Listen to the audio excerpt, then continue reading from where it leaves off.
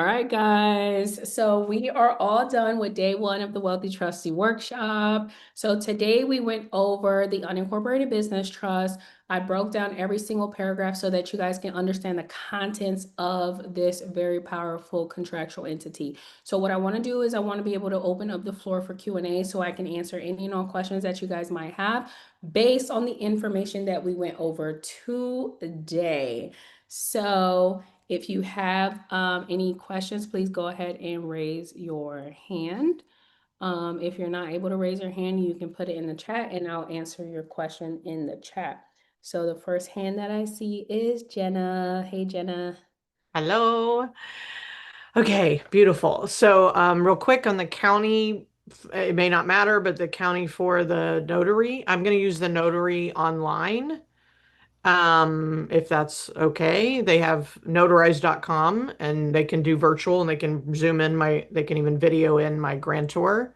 Yeah. So does that matter as far as like the state and county part, or is that Uh, just up to the notary? no, right. It's up to the notary. So Okay. they will let you know. Um, and typically you can like choose like what state um that you want, you can choose the state for the notary, but yeah, they'll let you know. Okay, okay. And then finally, when we decided that we're going to keep my S Corp company that I've had for 15 years, for funding purposes, but it's a asset under the biz and it's a beneficiary somewhere? No, it's not a It's an benefit. asset. Yeah, it's an asset. Okay, so we're going to put the S Corp underneath the trust as an asset, and Yeah, so that, in S corp, okay, when it comes to the business trust can only own a LLC or a C corp. It cannot own an S corp. okay.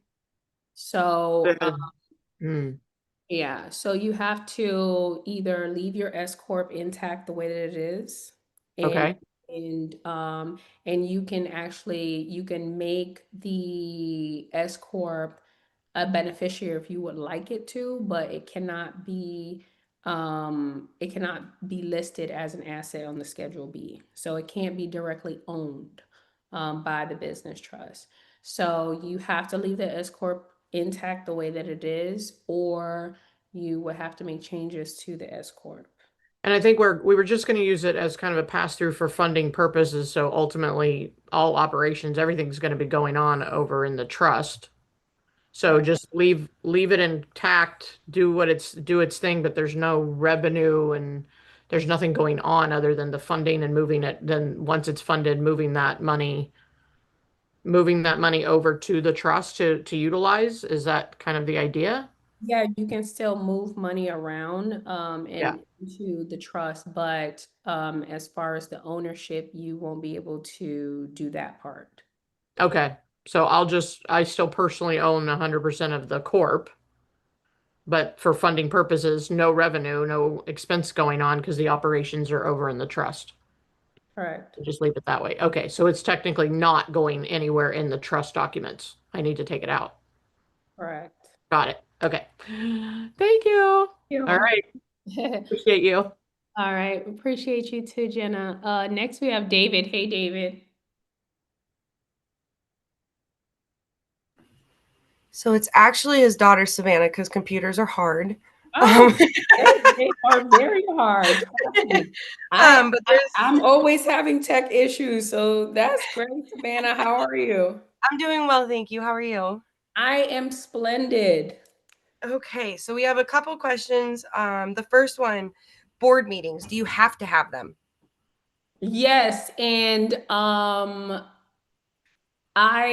yes, you have to have board meetings, okay? So if you are operating an entity, and it's any type of entity, okay? If you have an LLC, if you have a corporation, you should be having meetings.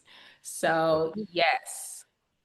Okay. And you said that the protector could not have a couple positions, but is there a single position that they can have, like dual? Or once you're the protector, that's the only position you can hold? Oh, yeah, that's the only position. Okay. Um, let's see. Does the state matter? Because he said that he was doing research and found that Wyoming might have different. In the first page, you pick the state. Yes, okay, so that's the domicile of the trust. So this is a non-statutory entity, which means that you can choose any state.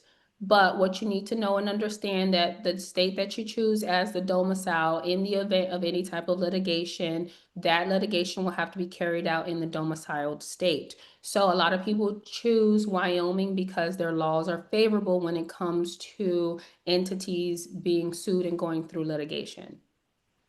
Okay. And then the follow-up to that, you said it could be a virtual address. What exactly is that? That's a wonderful question. So, a virtual address is an address that you can use, and you can use it in conjunction with like mail forwarding services. So, there are companies that provide this service, meaning that they provide you with a virtual address. They provide you with like a commercial location and a suite number, and then you're able to that address is assigned to your entity. You're able to use that um, as the assigned address for the trust, meaning when you go open up the bank account, you're going to use the virtual address. When you go open up whatever it is, right? If you go buy a car tomorrow, you're going to use that as the trust address, right? But it is virtual, meaning that you are not physically located there, or the trust is not physically located there, but that's the legal address of the trust, and that means that that third party company that provides that service, they're going to receive mail on behalf of your entity, and then they're going to forward it to you to whatever address you desire. Okay. Two more. Thank you so much. After the assets are in the trust, how does the insurance work? Is the trust listed as the insured? What insurance are you referring to? I need clarification.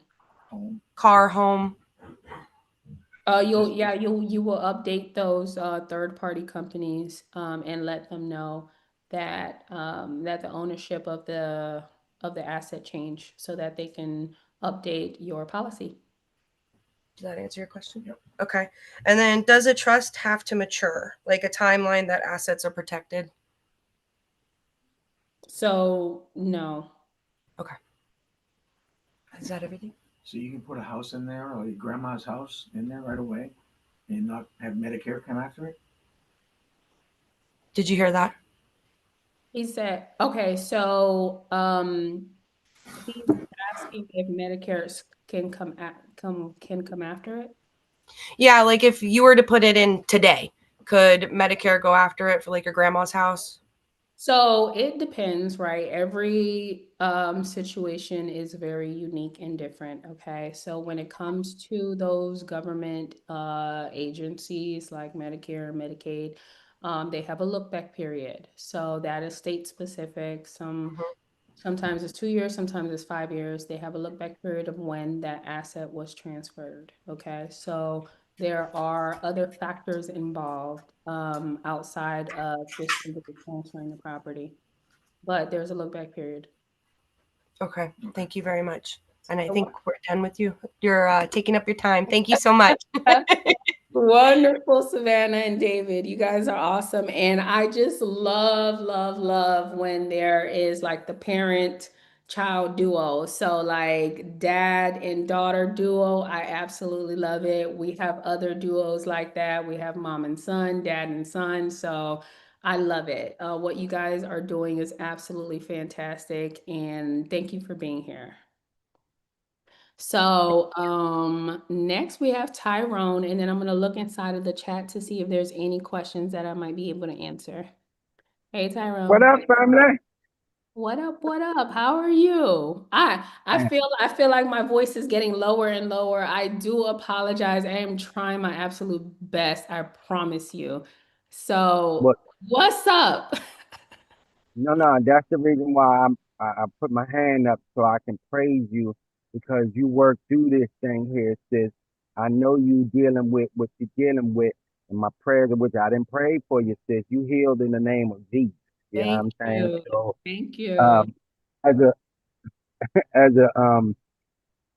a vet in this game here with you, being with you for over a year, I will tell you how blessed I am to have gone into this today because I, you know what I'm saying, I haven't opened up my trusts in about 3 or 4 months because I was dealing with some other things. And so everything is completed, but I learned a little bit more and was reminded of some things as far as the business trust today.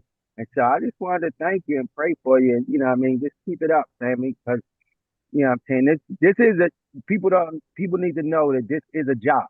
You know what I'm saying? As a trustee, this is a job. You know what I'm saying? You know, you can get paid if you're doing things the right way. You can pay yourself the whole nine, just like you said in the trust. But people don't know the time that needs to be, put into this the right way, learning the rules, regulations, the laws, and like you say, in the domicile. If you choose whatever state you choose, you need to know those laws in there in case somebody try to play you and try to come at you. So, but I've been working hard, and I've been I'm saying, doing the thing, and I'm trying to make sure I can get to Ghana with you too, sis. I ain't forget that. I'm trying. Things ain't working my Oh, way, but I still, my prayers are still out there. I still trust in the Lord. So if I'm supposed to be there, I'm gonna get there, sis. Straight up. The yes, I devil, love the that. devil is a liar. The devil is a liar. So God bless you, sis. You know what I mean? Continue to drink that hot stuff to keep them, that vocal cords, loosened and everything. So, just enjoy the rest of the day. Definitely get the rest. You know that's why you going through this. You ain't been getting the rest. You've been running around, ripping around. I Better know. get some rest. Yes, thank you, Tyrone. I appreciate you so much. And you are definitely welcome to Ghana. And I'm so glad that each and every time that you come to the workshops that you get to just be able to like grasp it all and you're able to take in more information. And that's what this is all about. That's why you guys have lifetime access to the workshops so that it helps with retention, so that you can hear the information 2 times, 3 times, 4 times, 5 times, and then you're able to tie it all in together. So just like Tyrone said, he's been with us for over a year and he's consistent. He's always coming to the workshops when he's able to and when his schedule permits. Why? Because it's just going to help you be able to operate this type of entity efficiently and effectively by knowing every single thing that's inside of it. So thank you, Tyrone. Appreciate you. Yes, man. Kim has a question. She wanted to know that instead of using a notary, if you could use two witnesses, yes, that is the alternative. So if you want to legalize your contractual entity and you don't want to use a notary, you can use two witnesses, and that will then be able to have the trust be fully executed. Can the grantor be a trustor or settlor? Yes, those words are interchangeable. And so the grantor is the trustor or settlor. So you can use any type of verbiage that you want because they mean the same thing. Next we have, is it Srobi? Srobi?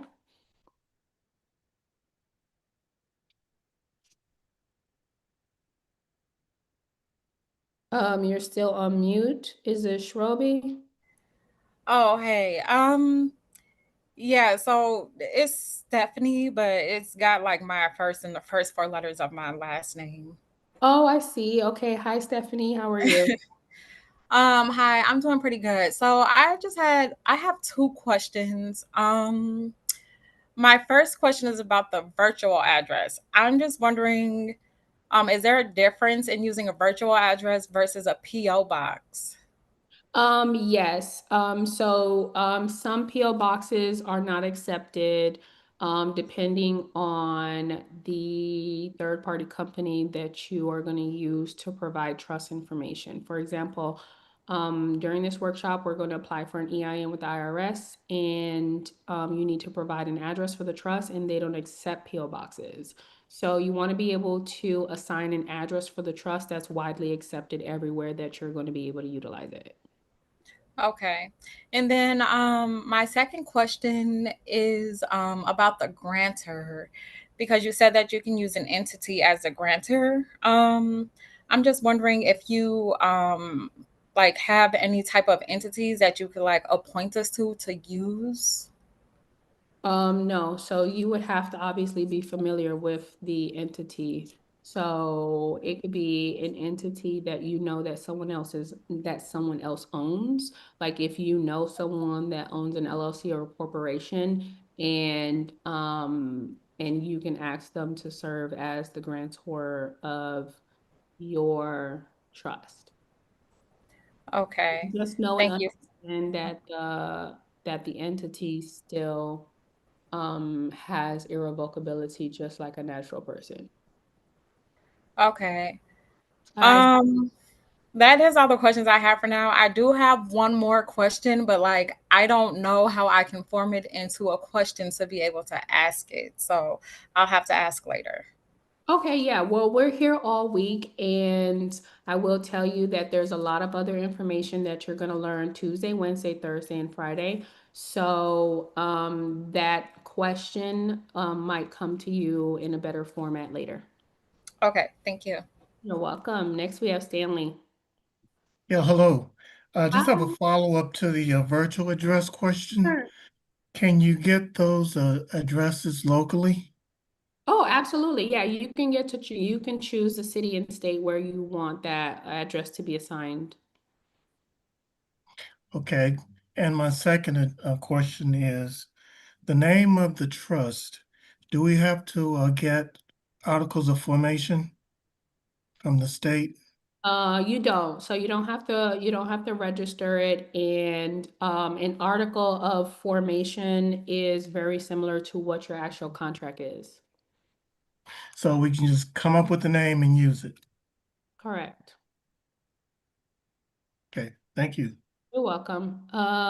Next we have ladies, I forgot who's under this.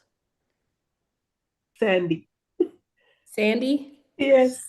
Okay, Sandy. How are you? Wonderful. Yes. Sorry, I didn't mean to drag this longer than it needs to be by time. Just to follow up on the gentleman's question. So, if I choose Wyoming as the domicile state, are you saying I don't have to inform the state of Wyoming that there's a trust registered in Wyoming? Or? Yes, you do not have to register your trust. So a trust is a private contract and it's not required to be registered with the state. Okay, so that's probably why nobody can ever find it then. Correct. Okay. So then the other question that I have is the exclusions and creditors, because, where people can sue you if maybe a beneficiary is got one of my children has got a girlfriend, they stay together more than 6 months and they want to sue them, or they get a divorce and, maybe they want an opportunity to kind of spouse. How do you restrict those? Is the trust by itself, by nature, restricted from creditors like that in lawsuits, or do we need to specify this explicitly somewhere? Yeah, so creditors that are going after the beneficiaries cannot come after the trust. So it is inside of your trust indenture. It does say that. I did go over that today. Okay. And the same thing goes with what you're mentioning about a girlfriend and the beneficiary.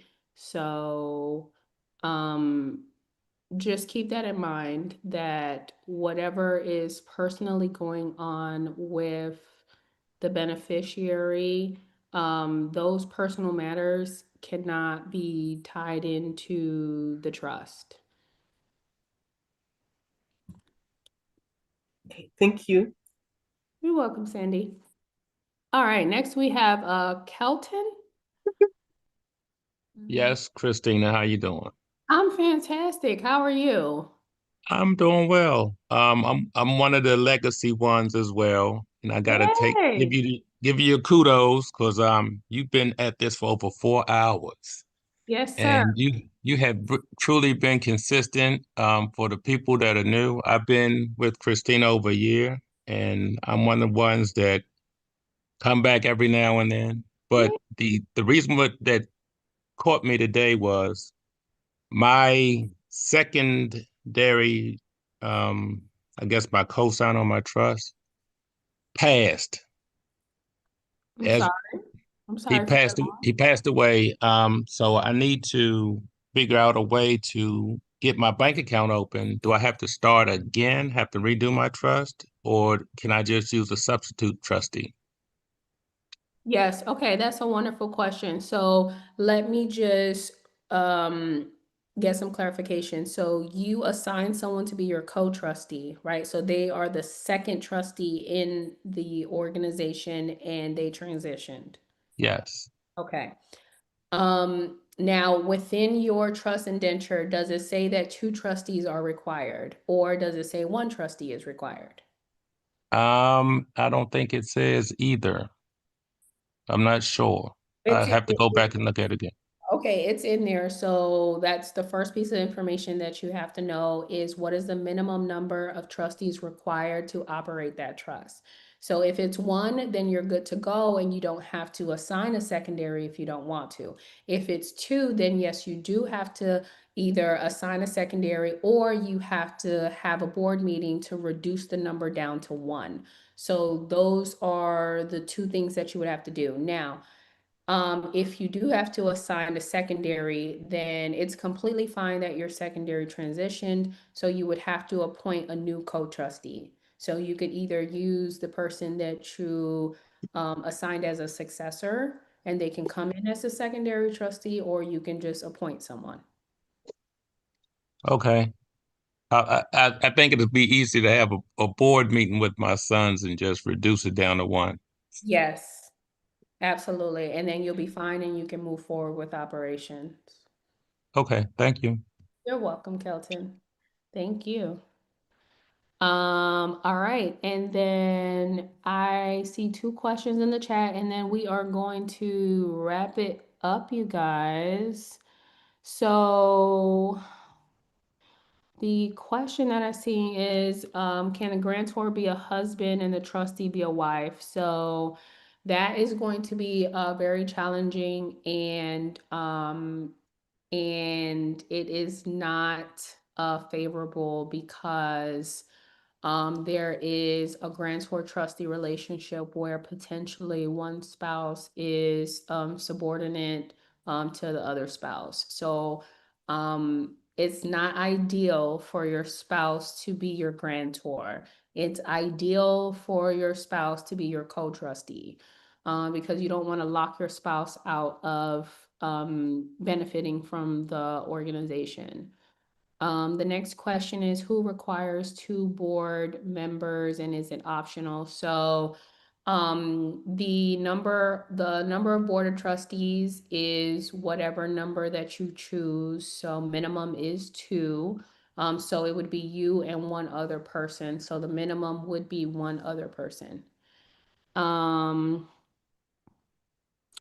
So the next question is, are the recordings, are you sharing the recordings? So the recordings are going to be available on the online portal. You do need login credentials in order to access the recording. Once you log into the online portal, you will see the tab that says workshop training recordings. So you click on it and you're able to access the recordings for the workshop. The next one is, can I use the same grantor for all of your trusts? Absolutely. And can the grantor be a form person? Yes. And does it have to be notarized in the same state as the domicile? No. And can the board of trustees be less than 3? Yes. Minimum 2. And then is there any specific procedure on how the trust can distribute money to the beneficiaries? So you'll determine what that distribution looks like. So you as a trustee have to come up with that distribution. And then any of the TCU holders or beneficiaries are holders of the UBIs or TCUs, trustees or beneficiaries. So the holders of the trust certificate units are beneficiaries. They're not trustees. So that was really a good question. And can you use one address for all three entities? It depends. So I would tell you that if you have a trust that you are going to be using in the public, you don't want that public facing trust to have the same address as your private trust, like your family trust. So you do want to use different addresses. It just depends on the operation of the trust.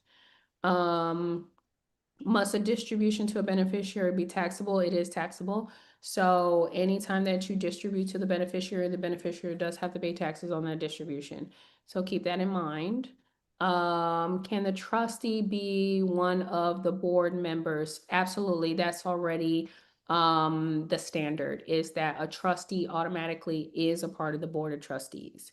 So must the grantor see all the assets placed in the trust? No. The grantor is only going to know of the initial consideration. And that is it. So if you notice on the Schedule B, it doesn't list anything about about the grantor, and the grantor signature is not required on the Schedule B. And that is intentional so that the grantor doesn't know what assets are placed in the trust. So with that being said, we are all done with today's workshop, you guys. So I'm excited that we were able to go through the unincorporated business trust, and I was able to answer any and all questions that you guys might have. So you do have homework. So your homework for today is for you to be able to get inside of the Facebook community, which is a private community. So you do have to request access, and for you to get into our Telegram chat. And what I want you to do is I want you to go ahead and introduce yourself. So let everyone in the community know who you are, where you're from, what you do, and what led you here to you actually wanting to establish your trust entity. So we want to get to know you. So give us that opportunity so that you guys can also get familiar with your fellow trustees. So we are going to meet here on Zoom tomorrow, Tuesday, November 18th, and we're going to meet here at the same time, 11 a.m. Eastern Standard Time. So you are going to receive an email 1 hour before with the Zoom link, the resources, and the templates that you're going to need for tomorrow. Tomorrow, we are going to establish our private family trust. So be prepared for that. So with that being said, thank you so much for holding on during the whole workshop today, which is day one. It's only the beginning, so we have the entire week, you guys. So, so thank you, and you guys have a blessed and amazing rest of your Monday, and I will see you here in this space and place tomorrow. Bye, everyone. Bye, Christina. Thank you. Bye, Christina. Have a great day, sis. Thank God bless you. you. Thank Bye, you. everyone. Thank you so much. We Hi, gorgeous. appreciate you. Guys. Bye, Christina.